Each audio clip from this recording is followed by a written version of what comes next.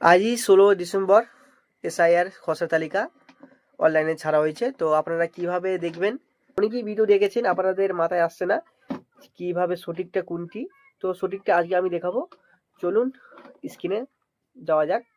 আপনার যেটা ভালো লাগে বা ল্যাপটপে বা মোবাইলে আপনারা করতে পারেন। চলুন আমি মোবাইল থেকে দেখাচ্ছি। চলুন কিভাবে দেখবেন। চলুন আমি মোবাইল থেকে দেখাচ্ছি, মোবাইল অ্যাপ থেকে। তো আপনারা প্লে স্টোরে গিয়ে এই যে অ্যাপটি ডাউনলোড করে নেবেন। তো আমার ডাউনলোড করা আছে। তো এখানে এটি ক্লিক করে দেবেন।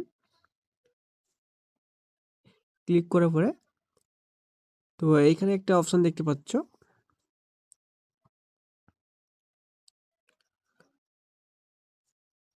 Search your name and voter list. তো এখানে ক্লিক করে দেবে। দেখুন এখানে আমার একটা ভোটার নাম্বার দেওয়া আছে। তো এই খসড়া তালিকার নাম আছে কিনা কীভাবে বুঝবেন? দেখুন ভোটার কার্ড এখানে আছে, search by voter ID number দিয়ে এখানে সার্চ করতে পারবেন। আমি এখানে একটা আইপি নাম্বার দিয়েছি, ভোটার আইডি নাম্বার দিয়েছি। তো এখানে ক্লিক করি সার্চে। দেখুন এখানে অপশন দেখা যাচ্ছে নো রেজল্ট ফাউন্ড, এটার খসড়া তালিকায় নাম নেই। তো যাদের নাম আছে কীভাবে বুঝবেন? ধরুন আমি একটা নিজের ভোটার নাম্বারটা দিচ্ছি, করার পরে এখানে সার্চ মেরে দেবেন। দেখুন এখানে একটা লিস্ট চলে এসেছে আমার। তো লিস্ট চলে এসেছে। তো এগুলো খুব ইজিলি আপনারা বুঝতে পারবেন খসড়া তালিকা আপনার নাম আছে কি না।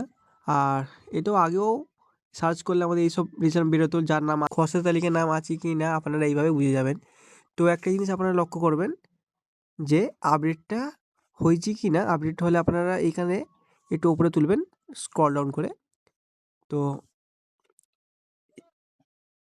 এইখানে যে পেনের দাগটা মারছি, এখানে দেখবেন যে ডেটটা 15 তারিখে ডেটটা আছে কি না, 2025 12-15। তো লাস্ট আপডেট এখানে যেহেতু দেখাচ্ছে লাস্ট আপডেট 1/15, যেহেতু আমার নিশ্চয় আপডেট হয়েছে একদিন আগে। যার নাম আছে আর যার নাম এখানে দেখাবে সার্চ আছে, তার কোনো ভয়ের কারণ নেই। তো যার নাম নেই তাকে হেয়ারিংয়ের জন্য দেখা হবে।